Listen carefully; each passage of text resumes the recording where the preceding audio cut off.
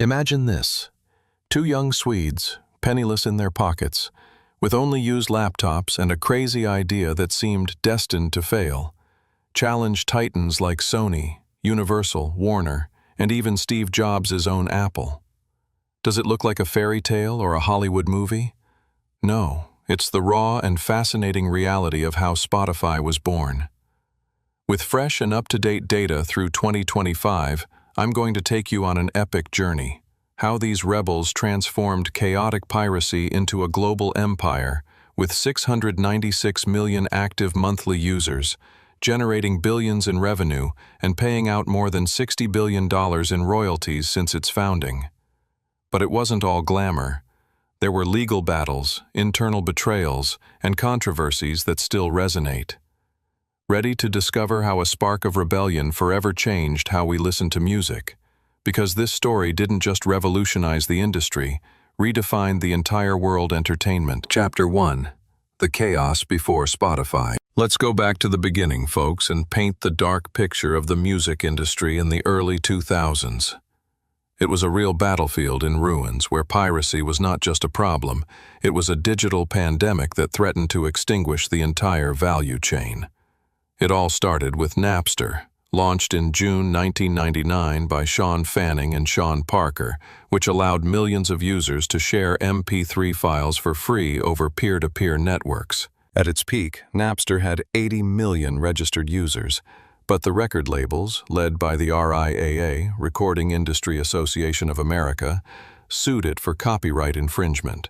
In July 2001, Napster was shut down by court order. But the damage was done. It opened the floodgates to clones like LimeWire, released in 2000, Kazaa, 2001, and BitTorrent, 2001, which caused physical CD sales to plummet by an impressive 50% between 2000 and 2005. Hard data to back this up? According to the IFPI, International Federation of the Phonographic Industry, global music revenues fell sharply from $23.3 billion in 1999 to just $14.3 billion in 2005, a loss of nearly 40% in just 6 years. Major labels such as Warner Music, Sony Music, and Universal Music Group were losing billions annually, laying off tens of thousands of employees and closing studios. Artists like Metallica joined the crusade against Napster, with Lars Ulrich testifying in the U.S. Congress in 2000, arguing that piracy stole creators' livelihoods. But ordinary people didn't see the problem. Why pay $15 for a CD when you could download an entire album in minutes? In the midst of this chaos, Apple attempted a lifesaver with iTunes, released in April 2003. Steve Jobs negotiated with labels to sell individual songs at 99 cents, and by 2008, iTunes had sold more than 5 billion songs, capturing 70% of the legal digital music market. However, it wasn't enough to counter piracy. Users wanted unlimited access, not piecemeal purchases. Imagine an ordinary kid, say a college student named Alex, based on real-life cases from the time like Joel Tenenbaum's, who downloads just 30 songs from LimeWire and ends up with an exorbitant $675,000 fine imposed by the RIAA in 2009. Overstated? Not at all. Between 2003 and 2008, the RIAA filed more than 35,000 lawsuits against individuals for piracy, creating a climate of legal terror. The record companies were in total panic, screaming that free music would destroy art forever. The fundamental problem was binary. Either you paid for limited and expensive downloads, or you risked fines and viruses for piracy. There was no happy, accessible, legal medium. What if someone created a service that was free, instantaneous, with a massive catalog, and that paid artists? Bam! That's where Spotify comes in, but not without its own demons. Before we dive into that, let's meet the unlikely heroes behind this revolution, Daniel Ek and Martin Lawrenson. Ask yourself, how did two outsiders with no music experience achieve the impossible? Chapter 2. Daniel Ek and Martin Lawrenson. The outsiders. Now let's dive into the founders, because this story would be nothing without their unique insight and explosive chemistry. Daniel Ek was no ordinary student. Born on February 21, 1983 in Rågsved, a working-class suburb of Stockholm, Ek grew up in a modest home with a mother who worked in IT and an absent father. As a child, he was a self-taught prodigy. By age 5, he was already playing guitar, and by 13, he was programming his first websites. By 14, I was making $5,000 a month selling web services to local businesses, hiring classmates as employees. By 16, he was making an impressive $50,000 a month with his own digital agency, and he even turned down a job offer from Google because he preferred independence. But early success burned him out. He bought a red Ferrari at 18 but soon fell into depression over the vacuity of quick money. He sold everything, including the car, and decided to redirect his energy towards something exciting: music. Ek had experienced piracy firsthand. He himself downloaded tracks illegally because he hated the slow, risky, and fragmented experience of services like LimeWire. As he himself said in an interview with The Guardian in 2013, "We were not fighting piracy. We were struggling with a bad user experience. People pirated because it was easier than buying." Another telling quote from Ek: "I want artists to be able to afford to create the music they want to create," emphasizing his belief in a sustainable ecosystem. Enter Martin Lorentzon, the bold investor and perfect complement. Born on April 1, 1969 in Borås, Sweden, Lorentzon studied industrial engineering at Chalmers University and an MBA at the Stockholm School of Economics.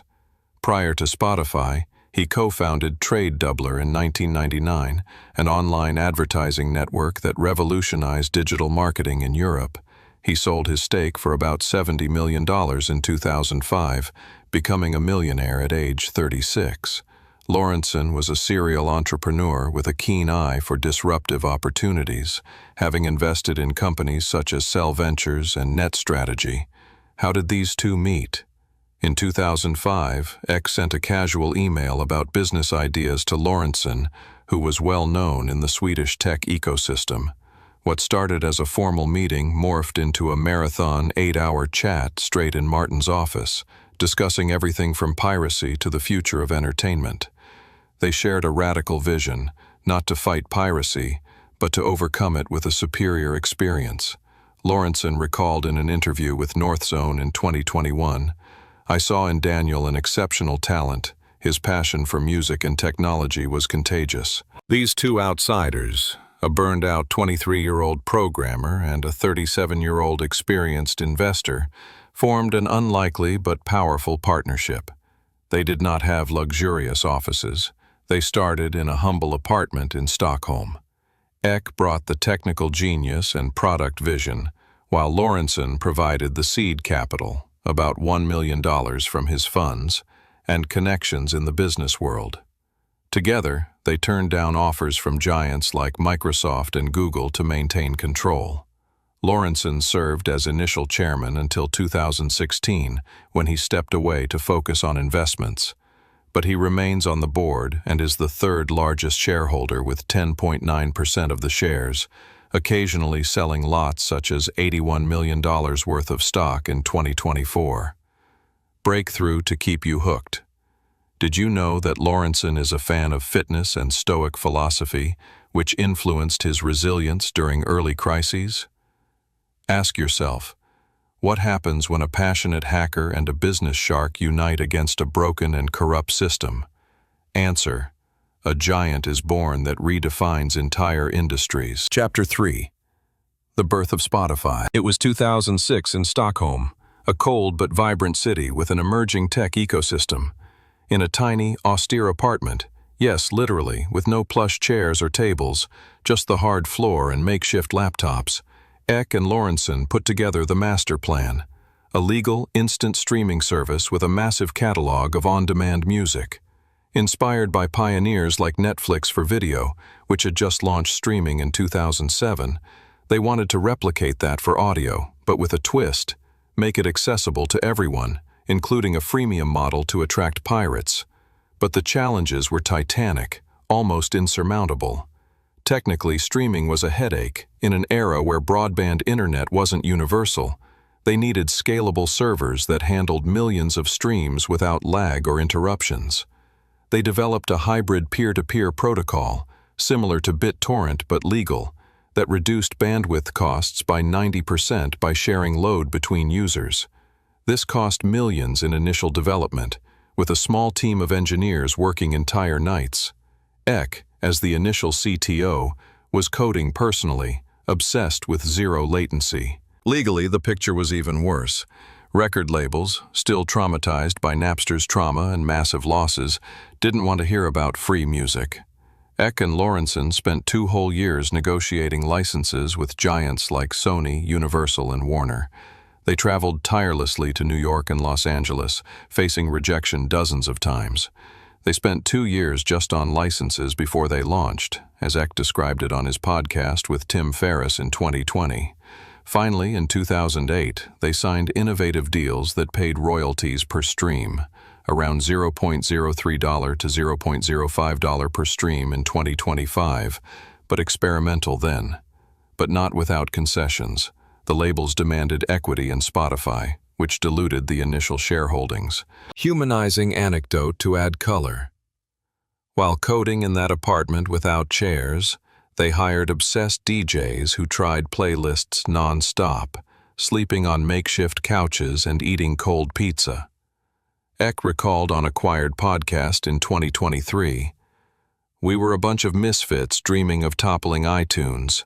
We didn't have investors at first, just faith." Eruption. Can you imagine working 18 hours a day in the flat, dreaming of a world where music flows like water? That was Spotify in embryo. Additional data. They invested an initial $20 million from investors such as Northzone and Creandum. The name Spotify came from a comical misunderstanding. Eck yelled "spot" and "identify" in a brainstorming session, and someone heard Spotify. Casual, but iconic. By 2007, they had a beta with 10,000 tracks, but faced massive bugs and stress tests. In addition, they incorporated early features such as collaborative playlists, which would become pillars. The birth wasn't glamorous. It included internal stress lawsuits and investor doubts, but it was revolutionary, laying the groundwork for an ecosystem that today includes podcasts and AI. Chapter 4. The Launch and the First War. October 2008. Spotify finally launches in Europe, initially by invitation only to create hype. Instant boom. The word-of-mouth effect was frenzied. In Sweden, it grew from 0 to 1 million users in just months, quickly expanding to the UK, France, Spain, and more. The freemium model was a stroke of genius, free with interspersed ads, or premium for €9.99 per month with offline listening, no ads, and superior quality. Free, for real, as promoted in viral campaigns, conquered millions of pirates tired of viruses, slow downloads, and legal risks. By 2009, they had 1 million users in Europe, and by 2010, they jumped to 10 million. The industry's reaction was an explosive mix of disbelief, envy, and sheer fear. Apple, with iTunes dominating the download market, saw an existential threat to the buying model. Speculative anecdote, but based on well-documented rumors, Steve Jobs is said to have almost exploded with anger upon learning about legal free streaming during an internal meeting in 2009, fearing that it would cannibalize iTunes sales. Apple responded with subtle demands, accusing Spotify of copying interfaces and pressuring record labels to tighten terms. Labels, initially allies, began to demand more royalties, arguing that freemium devalued music. In 2010, Spotify faced blockages in European negotiations, losing $56 million that year while investing in expansion. But why did it work so well? Because it was superior to piracy. Instant access to 20 million tracks by 2010, personalized recommendations via early algorithms, and social integration like sharing playlists. Breakthrough. Think about this. In 2009, Facebook integrated Spotify, allowing friends to see what you were listening to in real time, creating a massive viral loop. Facts: they grew by 900% in users that first year, but the wars did not stop. Competitors like RDO and Mog tried to copy, but Spotify already had momentum. X said in 2012, "We're not in the music business, we're in the moments," referring to how Spotify created emotional experiences. The first war was against the status quo, and Spotify didn't just survive, it began to gain traction, paving the way for global expansion. Chapter 5: Global Expansion and Internal Tension. 2011 marked the big leap. After years of intense negotiations and lobbying in Washington, Spotify enters the U.S. market, the largest and most competitive in the world. They signed deals with American labels, but not without paying a high price in equity and royalties. Explosion of growth, from 1 million users in 2009 to 10 million in 2012, 40 million in 2014, 100 million in 2016, 200 million in 2018, 422 million in 2022, and an impressive jump to 626 million in 2024. By 2019, they exceeded 100 million paid subscribers, and in Q2 2025, they reached 276 million premium subscribers. However, success brought internal and external tensions. Lorenzen stepped away from the operational role in 2016 to focus on investments, leaving Eck as sole CEO and chairman, a transition that included discussions about strategic direction. Conflicts with artists erupted. In 2014, Taylor Swift withdrew her entire catalog from Spotify, arguing that royalties were insultingly low. Her label Big Machine reported only $500,000 for domestic streams, while Spotify countered with $2 million globally. It was a profound ideological clash. Swift defended the value of the full album, while Spotify pushed mass access. He returned in 2017 after negotiations, but the reputational damage remained. Others, like Radiohead's Tom York, called Spotify the last desperate fart of a dying corpse in 2013. Facts: by 2025, Spotify has paid $60 billion in royalties since foundation, but controversies persist, such as the fake artists scandal in 2024-2025, where employees allege that Spotify promotes generic tracks to reduce payments to real artists. Eruption: rebels or corporate villains. In 2024, a bundling feud with publishers led to lawsuits to reclassify premium as a bundle to lower mechanical rates.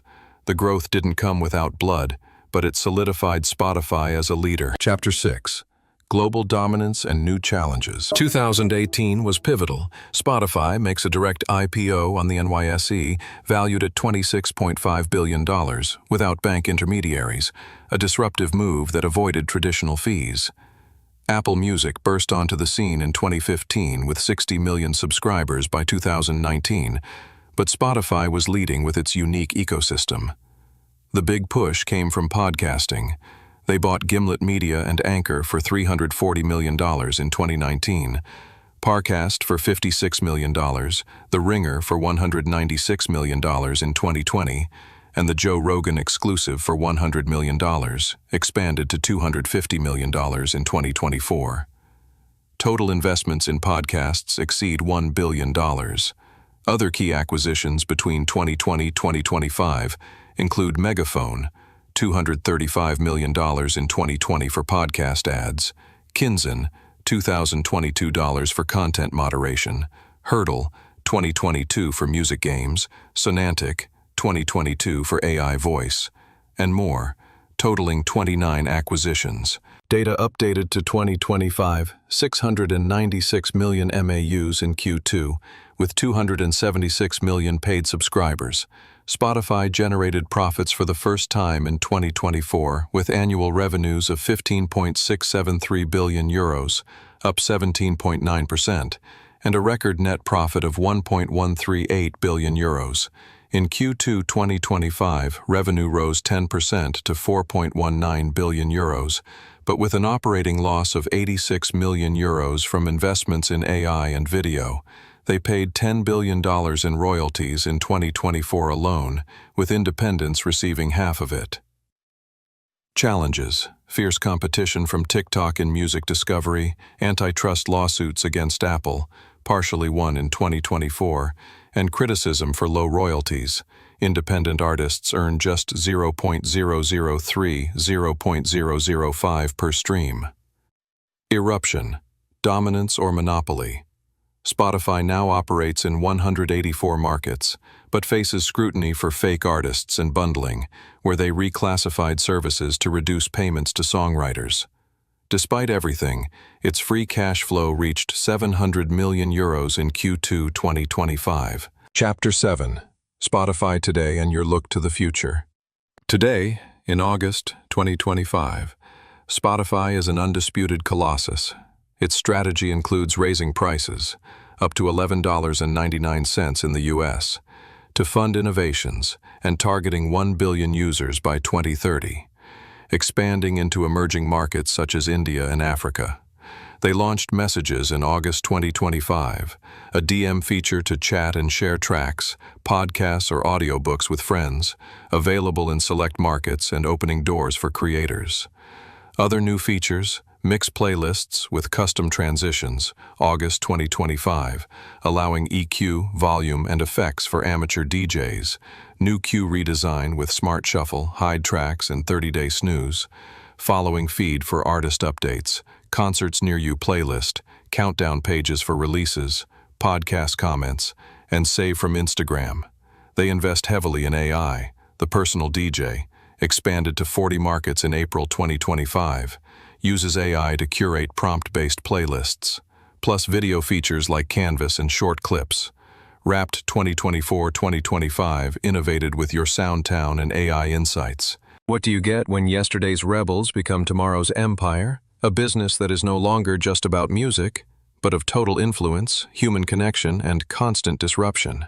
From an apartment without chairs to a valuation of $70 billion by 2025, Spotify teaches us that innovation conquers fear, but it also raises ethical questions about fairness for artists. The future? More AI, embedded video, augmented reality at concerts, and perhaps audio metaverse. If this story inspired you, subscribe to Business Saga for more epic business sagas. Thank you for joining the journey.